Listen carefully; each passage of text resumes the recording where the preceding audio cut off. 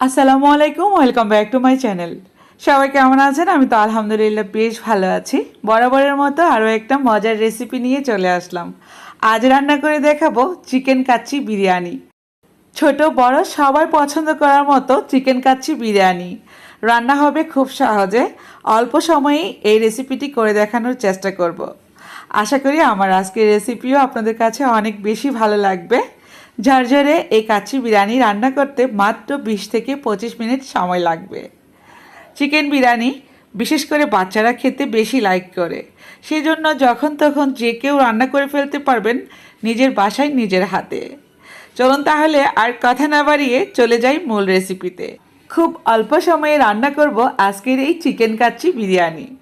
যেই পাত্রে কাচ্চি বিরিয়ানি রান্না করব নিয়ে নিচ্ছি চিকেন। এখানে 1 কেজির মতো চিকেন আছে, আর চিকেনের পিসগুলো রেগুলার সাইজ করে কেটে নিয়েছি। এই তো এবার ম্যারিনেট করে নেব। দিয়ে দিচ্ছি বিরিয়ানি রেডি মশলা 2 টেবিল চামচ পরিমাণ। দিয়ে দিচ্ছি লাল মরিচের গুঁড়া 1 টেবিল চামচ পরিমাণ।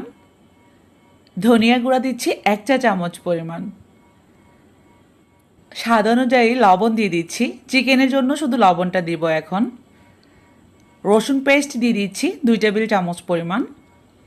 আদা পেস্ট দিব 1.5 টেবিল চামচ পরিমাণ, 2 টেবিল চামচের চেয়ে একটু কম। পেঁয়াজের বেরেস্তা দিয়ে দিচ্ছি হাফ কাপ পরিমাণ। বেরেস্তা থেকে যে তেলটা ছিল সেই তেল দিয়ে দিচ্ছি হাফ কাপ পরিমাণ। আর কোনো মশলাপাতি এখানে দেওয়া হবে না, একসাথেই কিন্তু সেজন্য মশলাগুলো সব দিয়ে দিচ্ছি। টক দই দিয়ে দিলাম হাফ কাপ পরিমাণ। এখানে নিয়েছি কিছু পরিমাণ আস্ত গরম মশলা, এলাচ 3-4টি, গোলমরিচ 4-5টি, একটা বড় সাইজের দারুচিনি ফালি, একটা তেজপাতা, দিয়ে দিব কিছু লবঙ্গ 3-4টা আর কি। ধনিয়া পাতা দিয়ে দিচ্ছি 2 থেকে 3 টেবিল চামচ পরিমাণ। পুদিনা পাতা দিয়ে দিচ্ছি 2 থেকে 3 টেবিল চামচ পরিমাণ। এগুলো কুচি করে দিলাম। কাঁচামরিচ দিলাম 5-6টি। এখন হাত দিয়ে ভালো করে মিশিয়ে দেব মশলা চিকেনের সাথে। এমনভাবে মিশাবেন যাতে করে চিকেনের গায়ে গায়ে ভেতরে ঢুকে মশলাগুলো। আর কোনো মশলা কিন্তু আমরা চিকেনে অ্যাড করব না, সেজন্যই ভালোভাবে হাত দিয়ে মাখিয়ে ম্যারিনেট করে এটাকে রেস্টে রেখে দিব 10 মিনিটের জন্য। ওপর থেকে দিয়ে দিচ্ছি আরও একটু পেঁয়াজের বেরেস্তা 2 টেবিল চামচ পরিমাণ। পুদিনা পাতা দিয়ে দিচ্ছি কিছু পরিমাণ। ধনিয়া পাতা দিচ্ছি কিছু পরিমাণ।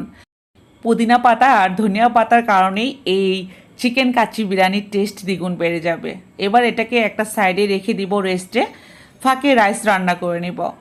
রাইস রান্না করার জন্য 1 লিটার পানি বসিয়ে দিয়েছি একটা পাত্রে। দিয়ে দিলাম শাহি জিরা 2-3 চিমটি পরিমাণ, একটা তেজপাতা, দারুচিনি ফালি 2 টুকরা 2 ইঞ্চি পরিমাণ, এলাচ 2টি, লবঙ্গ আর গোলমরিচ 3-4টি। সামান্য একটু তেল দিয়ে দিচ্ছি। স্বাদ অনুযায়ী লবণ দিয়ে দিচ্ছি রাইসের জন্য। টকবক করে যখন পানিটা ফুটে উঠবে এবার দিয়ে দিব রাইস। আজকের কাচ্চি বিরিয়ানি হবে বাসমতি চাউল দিয়ে। এই জায়গায় চাইলে আপনারা পোলার চাউলও দিতে পারেন। বাসমতি চাউলটা আপনারা 20 মিনিট আগে ধুয়ে রাখবেন, তাহলে ভাতটা অনেক সুন্দর ঝরঝরে হবে। অবশ্যই বাসমতি রাইসটা 20 মিনিট আগেই ধুয়ে রাখতে হবে, এতে করে তাড়াতাড়ি এটা সেদ্ধও হবে। আর এমনভাবে সেদ্ধ করে নিব যখন দেখব যে বলক উঠে গেছে, ভাতটা যাতে পুরোপুরি একেবারে নরম হয়ে না যায়, ভেতরে একটা চাউলের দানার মতো থাকবে, ঠিক এই পর্যায়ে রাইসটাকে নামিয়ে ফেলবো। লক্ষ্য করলে বুঝতে পারবেন বাসমতি রাইসটা কিন্তু একটু লম্বা হয় আর ভেতরে একটা দানার মতো সাদা থাকবে। ঠিক এই পর্যায়ে ছেঁকে নিতে হবে। আমি গরম গরম অবস্থায় একটা ছাঁকনির সাহায্যে এভাবে করে ছেঁকে ম্যারিনেট করা সে চিকেনের মধ্যে দিয়ে দিচ্ছি রাইস। পানিটাকে একটু ঝরিয়েই দিতে হবে।